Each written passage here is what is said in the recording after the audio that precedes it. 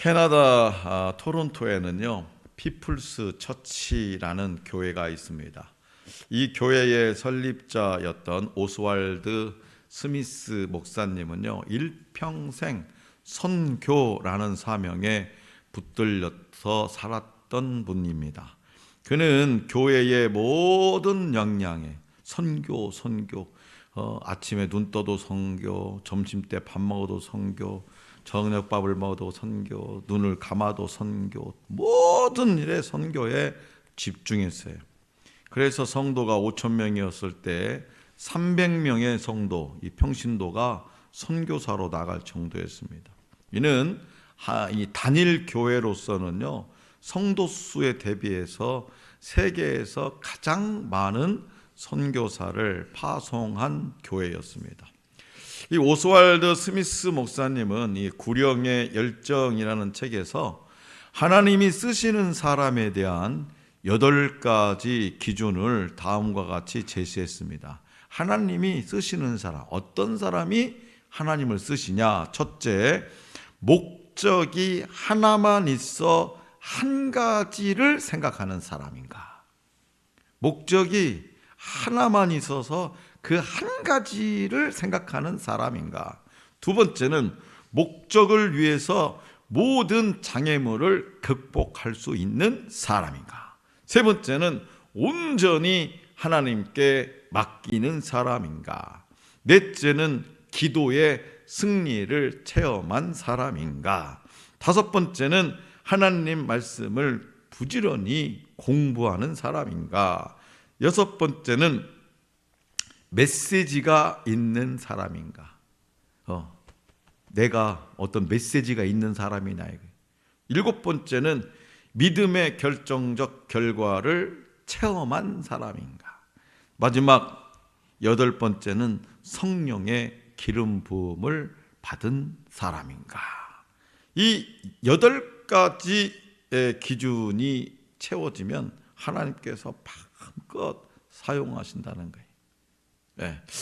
나는 잘 모르겠는데 8가지가 한두 가지는 맞는 것도 같고 나머지는 모르는 것 같은데 하나님이 지금 쓰신다 하면 요 8가지가 대체적으로 채워져 있는 사람이라는 거예요. 그래서 이런 기준을 모두 충족하는 사람이 바로 사명에 사로잡혀 사는 사람입니다. 사명자는 성령의 기름 부음을 따라서 말씀과 기도로 무장해서 믿음의 능력을 체험하고 주님이 주신 이 삶의 목적을 향해 달려가는 사람, 이 사람이 바로 보다 사명자예요. 그리스도 안에서 부르심을 받은 오늘 저와 여러분들은 이렇게 일평생 사명에 붙들린 인생을 살아가야 됩니다. 사명을 따라 사는 인생에 대한 참된 행복과 의미, 그리고 능력이 있습니다. 사명에 따라 사는 인생에는 사도 바울이 바로 그런 삶을 살았죠. 마게도냐와 그리스 지역을 두루 다니면서 고별 여행으로 제자들을 만날 때마다 굳세게 했던 바울은 이제 예루살렘으로 떠나기 직전에 밀레도 항구에 정박하는 동안에 에베소 장로들을 그곳으로 청해 부른 후 고별 설교를 합니다. 소아시아에서 예루살렘으로 여행하는 바울의 여정은 아소, 미들레네, 기오, 사모, 그리고 밀레도로 이어졌습니다. 그는 오순절 안에 예루살렘에 도착하기 위해서 에베소를 지나쳤어요. 유언과도 같은 설교를 통해서 자신의 목숨을 아끼지 않고 증인으로 살아온 날들을 돌아보고 또 내다보면서 듣는 모든 이도 그렇게 살 것을 권면합니다. 동시에 자신과 에베소 교회의 앞으로의 운명을 예상하기도 하죠. 그렇다면 바울이 에베소 장로들에게 전한 유언과도 같은 이 마지막 설교 내용은 무엇이었을까요? 그리고 이 말씀을 통해서 오늘 저와 여러분들에게 말씀하시고자 하는 주님의 뜻은 무엇일까요? 먼저 우리 주님은 바울을 통해서 증인으로 살아야 한다라고 말씀하십니다. 자, 다시 한번 13절에서 21절까지를 한번 받들겠습니다. 13절에서 21절 시작. 우리는 앞서 배를 타고 아소에서 바울을 태우려고 그리로 가니 이는 바울이 걸어서 가고자 하여 그렇게 정하여 준 것이라. 바울이 아소에서 우리를 만나니 우리가 배에 태우고 미둘레네로 가서 거기서 떠나 이튿날 기호 앞에 오고 그 이튿날 사모에 들르고 또 그 다음날 밀레도에 이르니라. 바울이 아시아에서 지체하지 않기 위하여 에베소를 지나 배 타고 가기로 작정하였으니 이는 될 수 있는 대로 오순절 안에 예루살렘에 이르려고 급히 가미러라. 바울이 밀레도에서 사람을 에베소로 보내어 교회 장로들을 정하니 오매 그들에게 말하되 아시아에 들어온 첫날부터 지금까지 내가 항상 여러분 가운데서 어떻게 행하였는지를 여러분도 아는 바니 곧 모든 겸손과 눈물이며 유대인의 관계로 말미암아 당한 시험을 참고 주를 섬긴 것과 유익한 것은 무엇이든지 공중 앞에서나 각 집에서나 거리낌이 없이 여러분에게 전하여 가르치고 유대인과 헬라인들에게 하나님께 대한 회개와 우리 주 예수 그리스도께 대한 믿음을 증언한 것이라. 나머지는 다 잊어버려도 마지막 21절에 증언한 것이라. 우리 주 예수 그리스도께 대한 믿음을 증언한 것이라. 바울을 제외한 일행들은 드로아에서 배편을 이용해서 아소에 도착한 후에 바울과 합류하게 됩니다. 이유는 밝혀지지는 않았지만 바울은 육로로, 그러니까 걸어서 아소까지 가는 길을 선택했습니다. 다른 사람들은 뭘로 갔다고요? 배편으로. 근데 바울은 걸어서. 그 이유는 밝혀지지 않아요. 아소는 드로아에서 밀레도로 가는 백길의 첫 번째 기항지로 바울은 그곳에서 승선합니다. 다음 기항지는 미둘레네인데요. 이 미둘레네는요, 에게해 북동부에 있는 레스보스 섬의 중심지입니다. 레스보스 섬.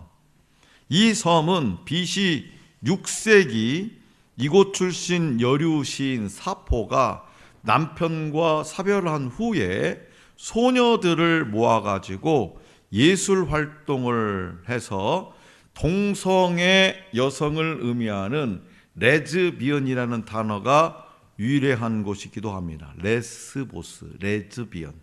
예. 그들은 계속 남동부로 항해해서 기오섬에 이르르고 남쪽으로 항해해 다음날 사모에 들렀다가 이튿날 밀레도에 도착하죠. 바울이 의도적으로 에베소를 지나쳤음이 이 여정을 통해서 숨김없이 드러나고 있습니다. 그 이유는 바로 오순절 안에 예루살렘에 도착하기 위해서는 아시아에서 지체할 수 없었기 때문이라는 거예요. 그러니까 에베소에 들리면 좀 지체될 것이라고 생각한 이유에 대해서는 또 언급이 없어요. 뭐 때문에 에베소에 들리면 지체할 건가? 그런 생각은 했지만 그 이유는 언급이 없습니다. 추측컨대 아마도 바울이 에베소에 다시 나타나면 에베소에서 어떤 일이 있었어요? 몇 개월 전에 이 바울을 죽이려고 막 소동이 일어났죠. 그 소동의 불씨가 다시 거세질 수 있을 것이라는 판단 때문일지 모릅니다. 만약에 그럴 경우에 예루살렘으로 가는 여정에 문제가 생기는 것은 당연한 일이었죠. 바울은 마지막이 될지 모르는 이 중요한 여행을 앞두고 에베소의 장로들을 청하여 밀레도까지 오도록 합니다. 밀레도 항구까지. 그리고 에베소의 장로들에게 유언처럼 고별 설교를 하죠. 17절 내용입니다. 그러니까 대체적으로 이 유언에는요, 죽음을 눈앞에 둔 자가 자기 삶을 되돌아보면서 이 땅에 남겨진 자들에게, 자녀들에게든 아니면은 아내에게든 남편에게든지 간곡히 전할 말이 담기게 마련이죠. 그런데 바울은 먼저 에베소 장로들에게 마지막으로 전한 말이 뭐냐? 증인으로 살아가라. 이렇게 부탁해. 증인으로 살아가라. 바울은 자신이 겸손하고 간절하게 그리고 모진 시험을 참고 견디면서 주를 섬긴 일들을 다 얘기합니다. 지난 세월 동안에 있었던 이야기들을. 또 여러 사람 앞이든지 소그룹이든지 주저하지 않고 복음을 가르치며 전한 이유를 설명해. 왜 자기가 그렇게 할 수밖에 없나? 밤이 늦도록 때에 따라서 낮에는 육신의 그 노동을 하면서 밤에는 또 말씀을 전하. 왜 그렇게 했는지를 설명해요. 그 이유가 뭐냐? 그것은 바울이 자신이 목격한 예수님, 자신이 목격한 예수님이 사울이었을 때 예수 그리스도를 때려 잡으려고 했던 그 사울이었을 때 자신이 목격한 예수님이 모든 자들의 그리스도이심을, 다시 말하면 메시아임을, 또 다시 말하면 구원자이심을 증언하기 위해서라는 거죠. 구원자라는 것은. 자, 그런데 오늘날 사람들은 듣기 좋은 긍정적인 말이나 격려의 말만 원하죠. 교회에서도 사람의 감정을 자극하는 말, 달콤한 말, 재미있는 얘기. 그래서 목사님들도 요즘에는 개그맨처럼 웃기지 못하면은 설교가 재미가 없다 그래. 은혜가 안 된다 그래. 나는 설천적으로 제가 강단에서 내려가면 재밌는 얘기를 많이 하는데 나는 여기 강단에서만 쓰면 재밌는 얘기를 못 하겠더라고. 희한하게. 시간도 짧고 우리 교회는 20분만 넘으면 큰일 나가지고. 자, 그런데 집사님 회개하셔야 됩니다. 회개해야 돼요.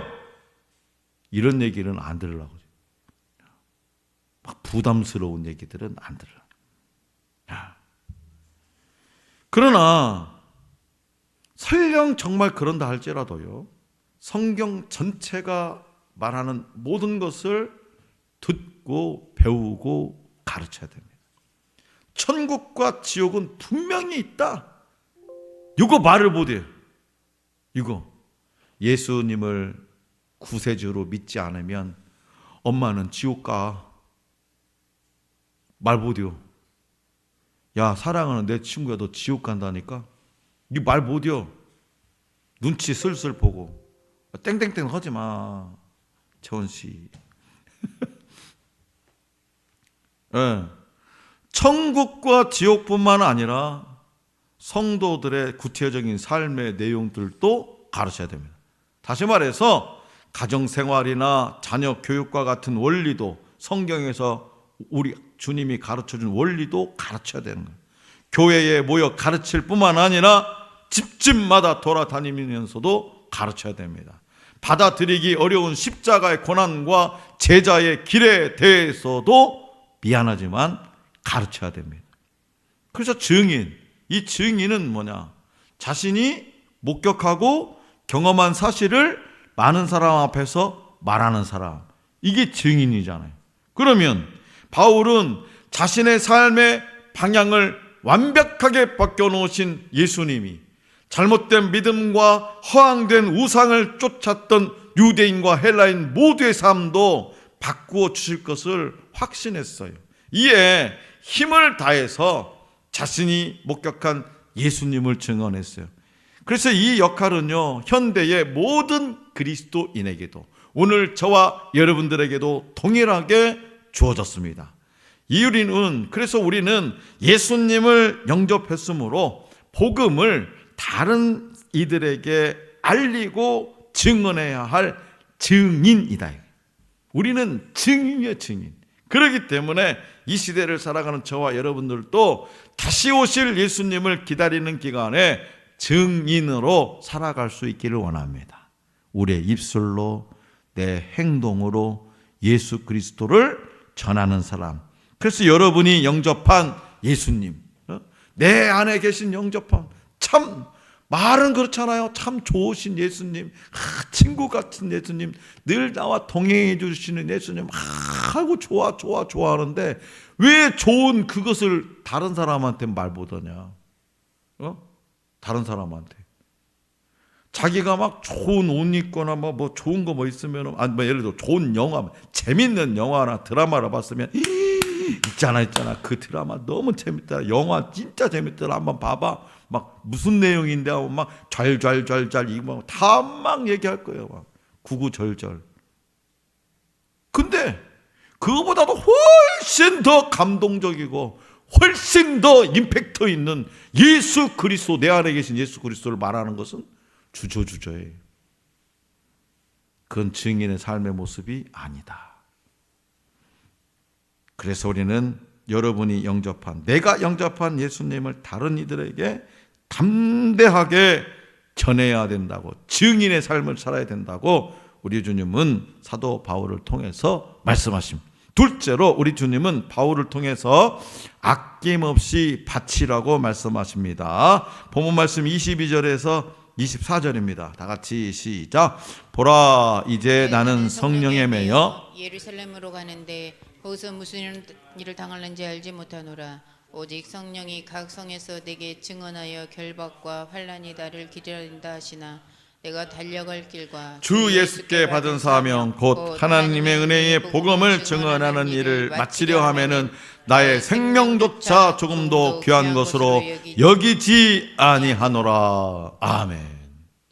저는요, 이 사도 바울이 전한 그 메시지 중에서 제일 정말 멋있다고 생각하는 메시지가 이건 것 같아요. 24절 말씀.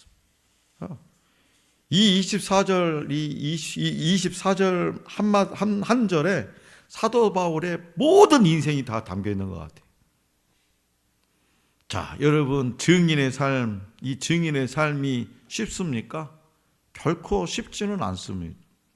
바울이 그랬듯이 많은 반대와 저항을 만날 겁니다. 말씀이 육신이 되어 우리 가운데 오셨지만 빛이신 그를 직접 보면서도 거절했던 것이 어둠의 인생이기 때문이죠. 그래서 바울은 비록 성령에 매여서 예루살렘으로 가지만 거기서 무슨 일을 당할지는 알지 못한다고 말합니다. 그런데 이 말은요, 두려움의 표현이 아닙니다. 복음 전하는 일 때문에 자신이 고난당할 것이 훤히 내다 보이나 하나님의 은혜의 복음을 전하는 일을 다하기까지 자신의 생명을 아끼지 않을 것이라는 이 바울의 당당한 선포죠. 그래서 이 고별 설교를 듣는 장로들의 마음이 어찌 뜨거워지지 않았겠습니까? 그들은 바울이 아시아에 처음 발을 들여 전도하던 날부터 지금까지 지켜보아왔던 그런 분들이었어요. 바울이 말로만 아니라 예수 믿으세요, 예수 믿으세요, 예수 믿어야 됩니다, 말로만이 아니라 행함과 진실함으로 그리스도의 사랑과 은혜를 전한 것을 두 눈으로 똑똑히 목격한 사람들이었어요. 이렇듯이 자신의 목숨까지 복음을 위해 아낌없이 바친 이 바울의 선교는 성령의 거룩한 그릇이 되어서 온 유럽을 바꾸어 놓았습니다. 십자가 없는 영광은 없습니다. No cross, no crown. 십자가 없는 영광은 없어요. 주님을 따르는 제자의 길은 자기 십자가를 지고 가는 삶이에요. 주님을 따르는 자들에게 반드시 고난이 찾아옵니다. 앞으로 더 편안해지는 것이 아니라 결박과 환난이 기다리고 있습니다. 그러나 주님께 부름받은 자라면 주님께 받은 사명을 마치기 위해 끝까지 달려가야 돼요. 중도에 포기해서는 안 됩니다.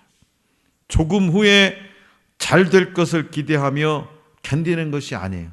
조금 후에 나아지겠지, 내 사명을 마치기까지 자기 생명을 조금도 귀한 것으로 여기지 않습니다. 자, 사랑하는 성도 여러분, 오늘 저와 여러분들은 이 시대의 그리스도의 증인입니다. 증인이 입을 다물고 있거나 다른 것을 말하는 것은 또 다른 죄죠. 그래서 우리 사회법에서도 어떻게 위증을 하면 훨씬 더 무거운 벌을 받습니다. 증인 선서를 해놓고 그 증인이 말을 않거나 거짓 다른 위증을 하면, 지금도 그리스도의 은혜의 복음을 듣지 못해서 죽어가는 사람이 이곳 저곳에 많이 있습니다. 그러니까 우리는 각자의 삶의 현장에 보냄을 받은 예수님의 증인들이에요. 우리도 사도 바울만 사명을 받은 것이 아니라 이미 우리도 예수 그리스도를 영접한 그 순간부터 우리는 사도 바울과 똑같은 복음을 전하는 사명자로 부름을 받았어요. 추수할 것은 많으나 추수할 일꾼이 부족한 세상입니다. 그래서 사도 바울은 본문 말씀 24절에서 자신이 달려갈 길을 가기 위해서라면 주 예수께 받은 사명, 곧 하나님의 은혜의 복음을 증언하는 일을 위해서라면 생명도 목숨도 얼마든지 내놓겠다라고 단언을 하죠. 이 고백은요, 모든 그리스도인이 해야 할 고백이기도 합니다. 우리의 생명보다 귀한 것이 주님이 주신 사명입니다. 그래서 바울은 크리스찬으로서 인생의 목적을 바르게 설정했어요. 그는 주님이 주신 사명을 위해서 사는 인생이 정말 복된 인생임을 삶으로 가르쳐 준 분입니다. 그러다 보니까 하나님 앞에서 충성스러운 일꾼으로 살았고 하나님이 기뻐하시는 인생을 살았어요. 저는 이 땅에서 생명을 다하고 마치는 날, 사랑하는 우리 자녀들에게 딱 한마디를 듣고 싶다면, 아버지는 참 하나님과 교회를 섬기다가 일생을 다하셨군요. 나는 그 얘기 듣고 싶어요. 다른 건 없어요. 다른 사람들에게도 박 목사님은 참 하나님 열심히 섬기다가 하나님 찬양하다가 인생을 다 소진했지. 딱 그 얘기 한마디만 들었으면 좋겠어요. 그러기 위해서는 사도 바울과 같은 고백인 주 예수 그리스도의 복음을 전하기 위해서는 내 생명조차도 아끼지 않겠다고 하는 그런 고백이 오늘 우리에게도 있어야 돼요. 사도 바울은 나보다도 훨씬 더 훌륭한 사람이니까 그런 말을 했을 뿐이고 나는 그렇지 못하니까 그런 말 안 해도 돼. 그런 게 부담 가질 거 없어 라고 한다면 우리는 사명을 회피하는 자입니다. 그래서 우리는 하늘의 미랄입니다. 하늘의 미랄이 땅에 떨어져 죽으면 많은 열매를 맺습니다. 사명을 위해 살면 그 사명이 나를 살려요. 사명을 위해 죽고자 할 때 다시 살게 되는 은혜를 우리는 경험하게 되죠. 그러므로 지금까지 살아온 인생의 여정을 한번 쫙 돌아보세요. 지금 사도 바울이 밀레도 항구에서 자신이 살아온 삶을 한번 쫙 되돌아봤잖아요. 그리고 나서 에베소 장로들에게 말하잖아요. 우리도 지금까지 살아온 인생의 여정을 한번 쫙 살펴보세요. 그래서 이제부터라도 성령님의 인도하심만을 따라 주님의 증인으로 주님이 주신 사명을 위해 살아가기로 결단하는 우리 모두가 될 수 있기를 간절히 기원합니다.